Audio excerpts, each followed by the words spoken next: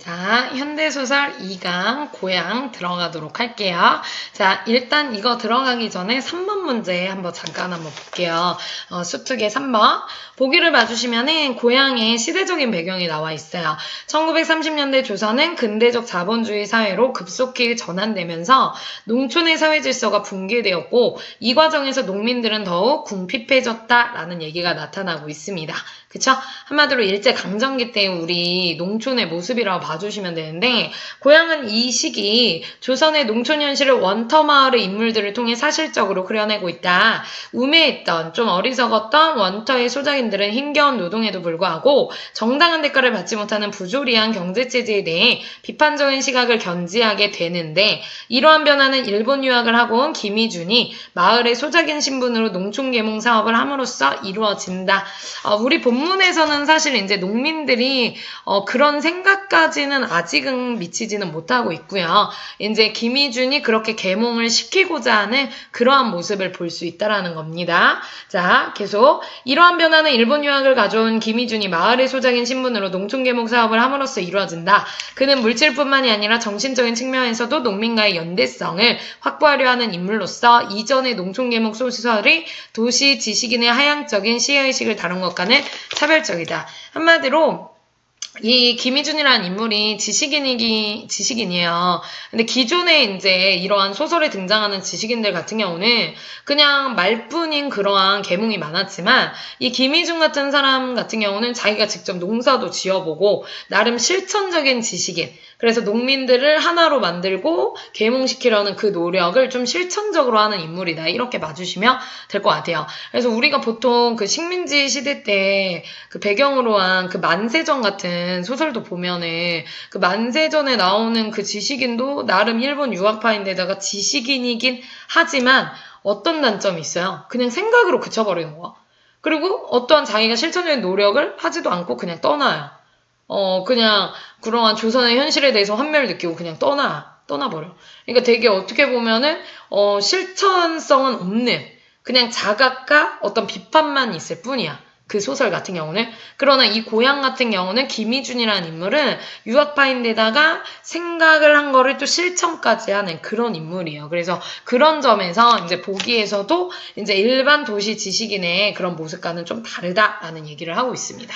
자, 그래서 여기서는 일단 인물이 김희준 중심으로 해서 이 김희준은 지금 이 농촌 오랜만에 고향을 왔는데 고향의 모습이 막 철도도 깔리고 공장도 생기고 막 변하긴 했지만 사실 우리 이 농민들은 계속 찢어지게 가난한 거야. 그래서 그 모습을 보면서 왜냐면 여러분들 생각해보세요. 옛날 일제강점기 때는 지주가 있고 마름이 있고 지주가 하는 일을 이제 마름이 이제 지주의 그 명령대로 마름이 이제 행하잖아. 그럼 마름은 그 농민들을 어떻게 해? 통제하면서도 이제 이러한 논밭 관리를 하면서 어떻게 보면 농민들에게는 자기 소유의 그런 땅이 없어.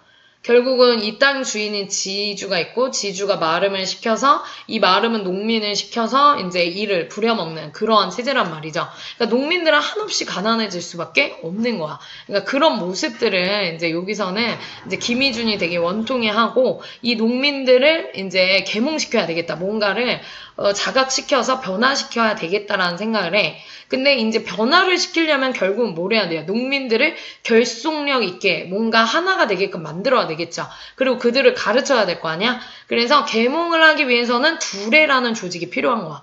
왜냐면 이들을 결속시키고 이들을 함께 뭔가 가르치려면 모이게 일단 만들어야 되는 거니까. 그래서 김희준은 두레를 조직하려고 하고 있고, 그리고 안승학이라는 인물은 이러한 두레를 좀 반대하는 인물.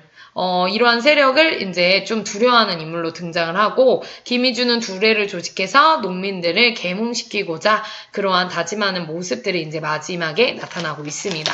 그래서 전체 줄거리 꼭 한 번씩 읽어보시고 내용은 한번 본문을 바로 옆에다 두고 같이 한번 볼게요. 앞부분 줄거리 봐주시면은 일본 동경에서 유학 후에 5년 만에 고향에 돌아온 원터 마을에 돌아온 김희준 동그라미 한번 쳐보시고 그래서 얘의 정보를 선생님이 여기다 적어 놓은 거예요. 마을에 철도가 놓이고 제사 공장이 들어섰으나 여전히 가난한 고향의 현실을 목격한대. 그러니까 나름대로 이 농촌에도 철도도 깔리고 제사 공장, 그러니까 나름 공장도 생긴 거 봤을 때 이제 근대화가 된 거죠. 우리가 보기에서 본 것처럼 여전히 가난한 고향의 현실을 목격을 합니다. 대부분 소작농으로 전락한 농민의 현실을 목도한 희주는 이거를 보고서 이제 너무 가슴이 아팠던 거죠. 그래서 이 희주는 스스로 소작인으로서 농사를 지으며 계몽활동을 벌이고 그리고 농민을 결집시킬 수 있는 두레의 밑줄 이걸 만들고자 마름의 안승학을 찾아갑니다. 그래서 중요한 정보들에 다 밑줄 그어놓으세요. 본문에. 그래서 김희주는 안승학을 찾아가서 두레를 허락해 달라고 얘기를 하고 안승학은 표면적으로는 오케이를 해요. 하지만 이면적으로는 이제 시기와 불안감, 자기의 지위를 혹시라도 권위를 이제 넘보게 될까봐 경계하는 모습. 그래서 A 부분 맞으시면은 안승학은 희준이와 정면 충돌하기가 싫어서 표면상으로는 선선히 승낙하는 체하였지만 내심으로는 두레를 내자는데 그리 찬성하고 싶지는 않았다. 그러니까 표면상으로는 이제 뭔가 갈등 빚는 게 싫어서 이제 겉으로는 그래 승낙하는 척은 했지만 내심 내키지 않은 거죠. 그것은 두레를 반대하거나 자기에게 손해가 돌아올까 해서 겁내는 것이 아니라 하면 그 뒷말이 중요한 거지. 뒤에다가 물결 휘준이의 세력이 커질까봐 시기를 하기 때문이었다. 거기다 체크. 이게 진짜 이유죠. 즉 한마디로 시기하는 마음 그리고 걔 세력이 커져서 자기의 그러한 권위를 위협하게 될까봐 그쵸? 그 이유 때문에 싫었던 거죠. 두레를 반대하고 싶은 거죠. 그는 스스로도 너무 작업함이나 아닌가 하고 은근히 자기를 꾸짖어 보기도 하였지만 어쩐지 마을 사람들이 희준이를 가까이 하는 것 같고 자기의 지위가 흔들리는 것 같은 불안이 없지 않았다. 거기다가도 물결. 이런 이유 때문에 결국은 두레를 이제 반대하고자 해요. 겉으로는 일단 찬성은 했지만 뒷구녕으로 이제 반대하는 모습을 계속 보일 거예요. 안승학은 동그라미 그 뒤로 한참 동안 숲 하나를 굴리며 이리저리 생각을 하면서 갑성이를 시켜서 학삼이를 불러냅니다. 학삼이 동그라미. 학삼이는 그가 민판서집 사암을 운동할 때부터 그에게는 다시 없는 신복이었다. 그러니까 한마디로 이 학삼이는 안승학의 신복이에요. 그쵸? 믿을 만한 사람인 거죠. 아침 잡수셨어요? 그래서 앞에 문장을 안 읽었네요. 그래서 무슨 일이든지 기난 일이 있으면 의뢰 학삼이와 상의를 했대요. 아침 잡수셨나요? 학삼이가 왔습니다. 수염으로 한몫을 하는 학삼이는 주인에게 공손히 인사를 하며 마루 끝에 걸터 앉았어요. 주인 동그라미. 주인은 누구겠어요? 바로 위에 나온 안승학을 의미하겠죠. 마루에 걸터 앉았어요. 공손히 일하고. 그러니까 문제 풀어보면 알겠지만 거기에 보면 두 사람의 상하관계를 짐작할 수 있다. 이런 얘기가 나타나 있어요. 지금 안승학은 마름이죠. 그쵸? 그리고 이 학삼에는 신복과도 같은 그런 종의 관계죠. 어떻게 보면 주종의 관계죠. 일이 좀 들어오게 조용히 할 말이 있어. 학삼이는 무슨 일인지 몰라서 눈을 둥그러니 뜨고 방으로 들어가 보는데 자네도 들었나? 희준이한테. 무슨 말씀이요? 둘의 말이야. 내 젊은 애들이 짓거리는 말은 들었어요. 자, 근데 왜요? 주인은 한 걸음 다가앉으며 교활한 웃음을 가재수염 밑으로 머금으면서 주인, 체크, 안승학을 의미하죠. 교활한 웃음을 지으면서 이야기를 합니다. 가재수염 밑으로 머금으면서, 그쵸? 그럼 잘 되었네. 자네가 그것을 반대하게나. 자, 위에 지금 니은 부분 보면은 거기는 지금 교활한 웃음을 띄었다. 가재수염을 하고 있다. 안승학의 모습을 지금 묘사한 거죠. 비유도 한 거죠. 가재수염. 그래서 교활한 웃음. 그러니까 이 안승학을 좀 부정적으로 묘사했다. 이렇게 봐주시면 돼요. 그럼 잘 되었네. 자네가 그것을 반대하게나. 내가 반대해요? 응, 그래. 지금 곧 희준이가 왔다 갔는데 그런 말을 하기에 동중에 손해가 없거든. 해보라고 했다마는 나중에 생각해보니 뒷일을 누가 하는가. 두레를 냈다가 공연히 부비, 돈 낭비만 나게 되면 가난한 사람들에게 힘에 넘치는 출렴새만 물리게 하는 게 아니냐. 사실 이건 핑계죠. 지금 한마디로 농민들을 위하는 척 하지만 사실은 이제 다른 이유가 있었잖아요. 자기의 권위에 위협이 될까봐. 그쵸? 그래서 여기서 자네가 그것을 반대를 하게. 내가 반대해요? 자네, 네. 이거 다 이제 학삼인 거죠. 그쵸? 그래서 중량 이유를 한번 가볼게요. 이게 종용이라는 거는 설득을 시키는 모습이에요. 둘의 반대를 이제 설득시키는 거지. 얘한테 이제 뒷구녕으로 네가 반대를 해서 좀 쟤네 둘에 못하게 해라. 지금 그 얘기예요. 자, 중량 이유로 가볼게요. 백룡이네 논을 매러 와서 둘에는 한바탕 들판에서 놀고 저녁 때 실참이 되었다. 이제 서로 도와가면서 이제 두레를 형성한 거죠. 그러니까 농민들의 두레하는 모습입니다. 농사일을 같이 도우면서 상부상조하는 모습. 농군들은 농두렁에 앉아서 담배를 피웁니다. 술을 많이 먹으면 논을 거칠게 맨다고 그들 동그라미 농군을 의미하죠. 그들은 누구에게나 한 번에는 한 사발 이상을 더 먹이지 않았대요. 왜? 그만큼 이제 서로를 위하고 서로 같이 이제 농사를 하는 입장에서 이제 그 이상을 권하지 않았다라는 거는 혹시라도 농사일에 해가 될까봐 서로에게 해가 될까봐 이제 공감대가 형성된 가운데 그 이상을 말없이 권하지 않았다라는 겁니다. 자, 계속. 지금 그들은 농군들이죠. 담배 연기에 쌓여서 이야기의 꽃이 피었을 때 희준이도 그들의 틈에 끼어 앉아서 한 주렴을 들었다. 즉, 이 희준이도 역시 농사일을 같이 거들고 있는 거죠. 즉, 몸으로 이제 실천하는 그러한 지식인의 모습인 거예요. 아니 희준이는 그러다가 농군이 되기 쉽겠네. 풍물 치는 건 어디서 배웠나. 김선달은 앞니 빠진 말상 같은 얼굴, 비유죠. 흔들며 허허 웃는다. 그러니까 김선달이 풍물 솜씨를 칭찬한 거야. 풍물이라는 건 이제 농사 지으면서 막 깽가리 치고 막 이러잖아요. 그러니까 그런 솜씨를 봤나 보죠. 그래서 칭찬하는 모습입니다.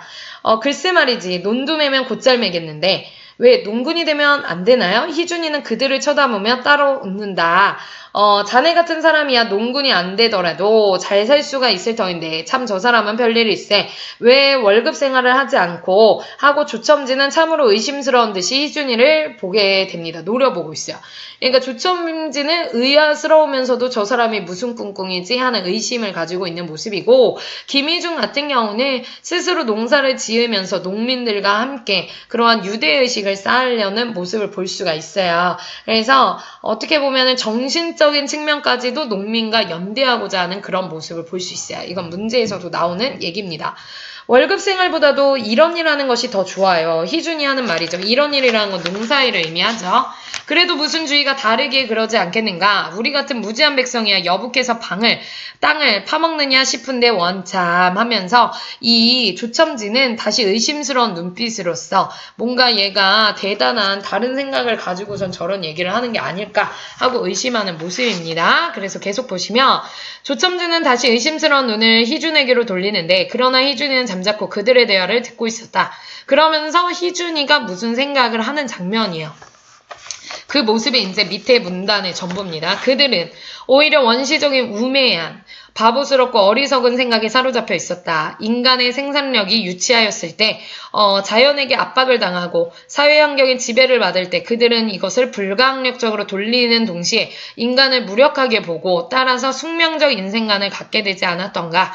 지금 이들에게 노동은 신성하다. 사람은 누구나 병신이 아닌 다음에는 노동을 해서 먹고 사는 것이 가장 옳은 일이라고. 농사 짓는 것과 석탄 캐는 것과 고기 잡는 것과 길쌈하는 것 같은 생산적인 노동은 그것들이 우리 생활에 직접적으로 필요한 것인 만큼 더 귀중한 일이라고 설명을 한 데짜 잘 알아듣지 못할 것이다. 그러니까 숙명적인 인생관 체크.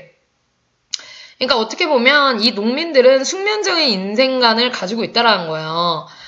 숙명적인 가치관이라고 선생님 적어놨네. 인생과 뭐 같은 말이긴 해요. 그러니까 저들은 자기들이 농사를 짓는 게 숙명적인 거고 불가항력적으로 우리가 그거를 변화시킬 수 없다라고 보면서 결국은 이렇게 생산하는 이러한 활동에 대해서 본인들이 그냥 농사만 짓고 사는 이러한 삶에 대해서 하나의 패배주의가 깔려져 있다는 거야. 즉 놀면서 잘 사는 사람들도 있는데 우리처럼 농사 짓는 사람들 하면서 자기들을 비하하고 패배주의로서 어떻게 보면 이건 우리의 인생의 숙명과도 같은 거다 하면서 자기들의 삶에 대해서 되게 낮게 보고 있다라는 거죠. 근데 김희준은 뭐라고 얘기해? 오히려 이러한 생산적인 노동은 우리 생활에 직접적으로 필요하고 귀중한 거라는 거. 그들에게 백날 얘기해봤자 그들은 놀고서도 잘 사는 사람을 오히려 부러워한다라는 거죠. 그쵸? 그들은 이제 농군을 의미하죠. 놀면서 잘 사는 까닭이 웬일인지는 몰라도 사실이 그런 것만은 거짓말은 아니다. 체크. 이걸 통해서 알 수 있는 건 그 당시에 진짜로 놀면서 잘 사는 사람들이 있는 건 팩트야. 그러니까 사실 이 희준의 생각으로 보더라도 그러한 자본주의 사회구조의 폐단이 나타날 수밖에 없는 그러한 현실은 팩트라는 거예요. 그쵸? 아무리 그렇다라고 할지라도 그런 거를 부러워하는 이 농민들이 이 희준이가 봤을 땐 되게 바보스럽고, 그리고 자기들의 그런 농민으로의 삶에 대한 걸 패배적으로 보는 것 자체가, 숙명적으로 보는 것 자체가 이 희준이의 시각으로 봤을 때는 굉장한 묵은 사상이다. 이렇게 보는 겁니다. 그래서 그 밑에 문단 봐주시면은 희준이는 올봄에 뒷산에 올라서서 떡갈나무 잎을 보고 느끼던 것을 생각해냅니다. 지금 이들은 마치 이 농민들은 떡갈나무의 묵은 잎새와 같이 낡은 생각을 갖고 있다라고 생각을 해요. 묵은 사상.